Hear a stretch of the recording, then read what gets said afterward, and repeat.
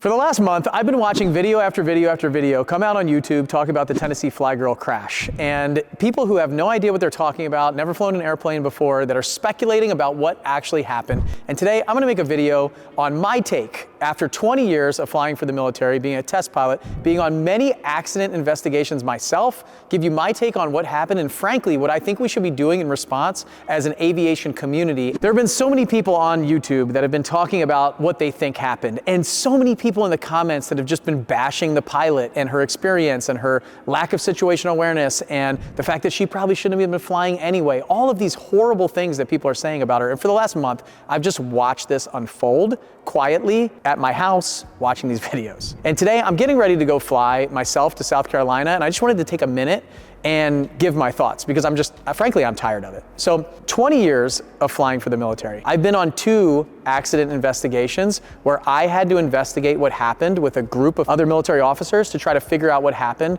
in a crash of an aircraft.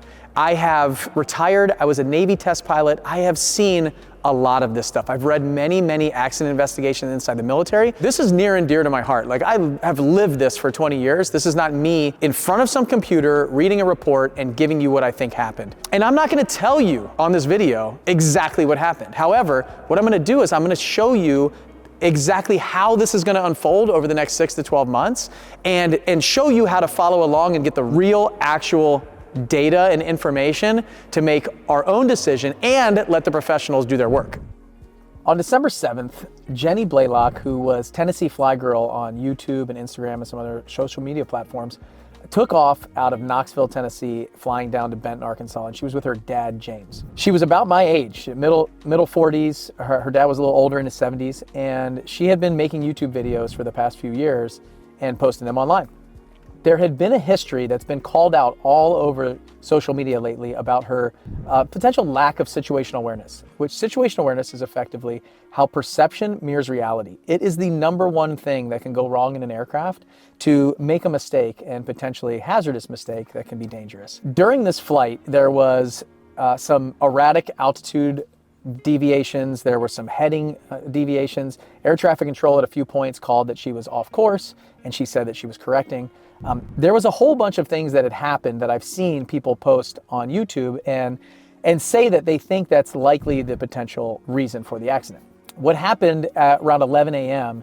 is they started a nose down descent and at very high rate of speed and high rate of descent, and ended up crashing into the ground, killing both the pilot and the co-pilot. So killing both Jenny and her dad, James. The accident report showed a rate of descent of 11,900 feet per minute and a speed of over 220 knots, which is really fast for her debonair.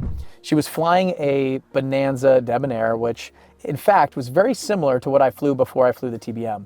I was flying a Bonanza A36 before this, and very similar to the debonair. The A36 has a little bit higher performance, but very similar flight characteristics, and I had a very similar autopilot in her Century 2000, which was very similar to the original autopilot that I had in the plane before I upgraded it. So I know this aircraft, I know this area very well. What I've seen is I've seen everybody coming out of the woodwork talking about how she's made a bunch of mistakes in the aircraft, she doesn't know what she was doing, the aircraft is flying her, those kind of things. And I'll tell you what, the fact that she had 2 GoPro cameras on it, the investigation report stated that there were 2 cameras that had been recovered, that is likely going to be the reason why we find out what happened to this flight. If you look back at all of my videos, you will find something that I've done that has been a mistake. I will have made a mistake. I've never flown the perfect flight. I just made a video of my 3 biggest mistakes of 2023. When I walked up to the pitot tube, it was obvious. Right there, I had a red nylon cover on half of the tube, and the front half had been completely melted, sticking nylon to the metal pitot tube. Some of them I'd never made in a 20-year career in the military, and it's pretty common for us as human beings to try to hide those mistakes instead of share them. So what I love about what Jenny was doing on social media is actually sharing some of the things that she did right and she did wrong, and having the courage to put some cameras up and let you see. And so now everybody's come out and stated how she shouldn't have been doing what she was doing. All of that stuff means nothing. Like, we lost a life in aviation, 2 lives, and what we should be doing is trying to figure out how to learn from this. The other thing that I see that's happening right now is people are talking like they know what happened in the aircraft.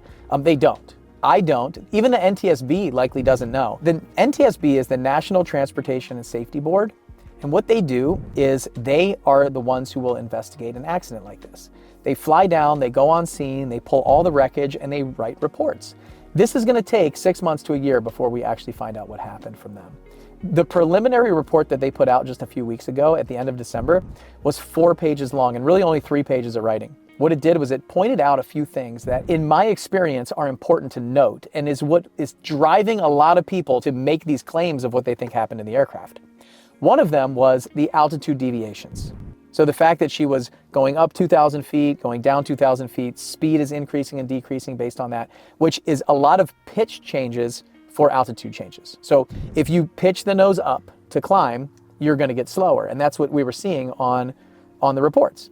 They also called out the exact model of the autopilot. And on top of that, they called out the heavy rate of descent. They also called out the actual trim of the elevator. So the trim position of the trim tab of the elevator, that it was in a nose down trim position, saying that she was actually trimmed for this nose down attitude.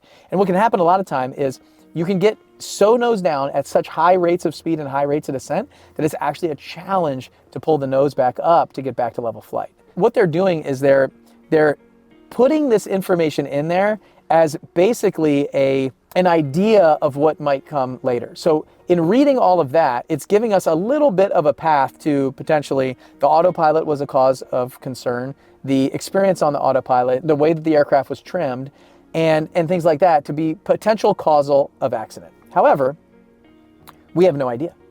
An accident investigation is going to last at least 6 months, possibly a year before this report gets approved, and we actually find out what happened. So until then, I'm really tired of people going online saying they know what happened.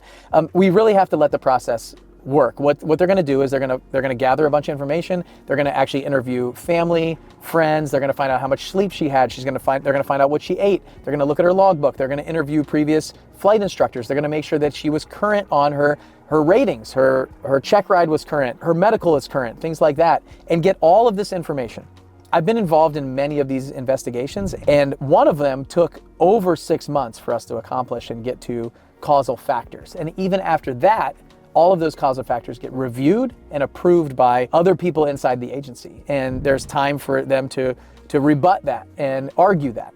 And so right now, what's happening is they're gathering information. There's a whole bunch of speculation going online. Frankly, all the comments, all the talk tracks are really driving to beat down an aviator that they've never flown with, don't know, and have no history with.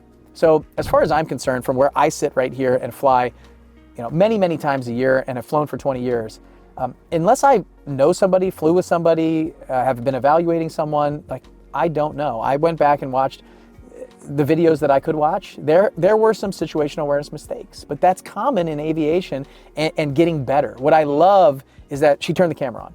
She was actually documenting what she was doing, and she was willing to be fallible. She was willing to say that, hey, I messed up, and actually show that and try to get better. So before you go dropping comments of how horrible these pilots are, I would ask you, have you ever flown an airplane? Do you understand what it takes? Do you understand how difficult it is, how challenging it is, and how the experience that we get over time and accidents like this that we can actually glean from and learn from, that is the key to getting better in aviation. We have to make mistakes. We have to make mistakes and get better.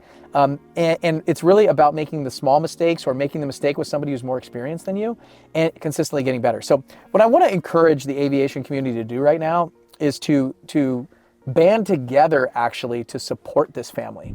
I have many people in my logbook who are not here anymore, who had accidents and crashes and passed away. And I've learned something from every single one of those aviators. And I'll learn something from Jenny, especially as the accident investigation comes out and watching all of these videos so far.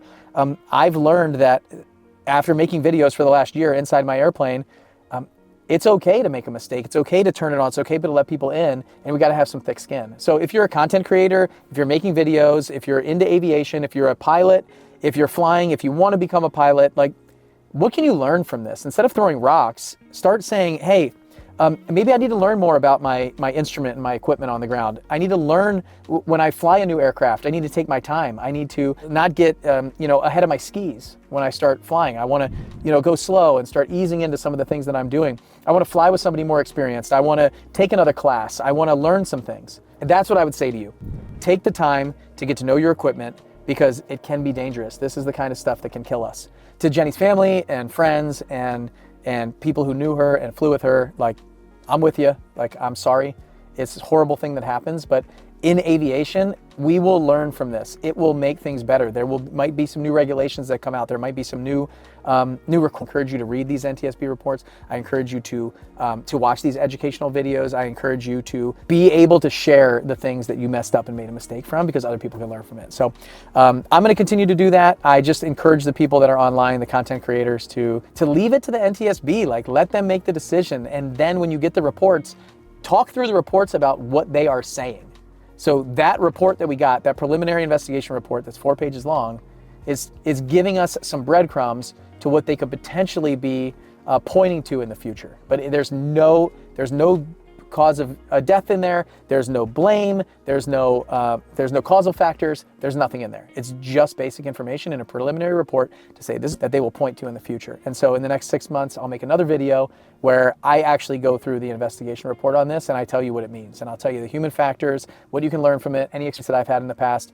But I encourage you to continue to learn about this, continue to be respectful. Stop talking trash in the comments about somebody that you've never met, somebody that you don't know, and somebody who had the courage to actually turn the camera on and show their problems, their weaknesses, some of their issues on camera for you to learn from. I just encourage you to be a human, and as great of a human as you possibly can. So until next time, I'll see you guys on the next video.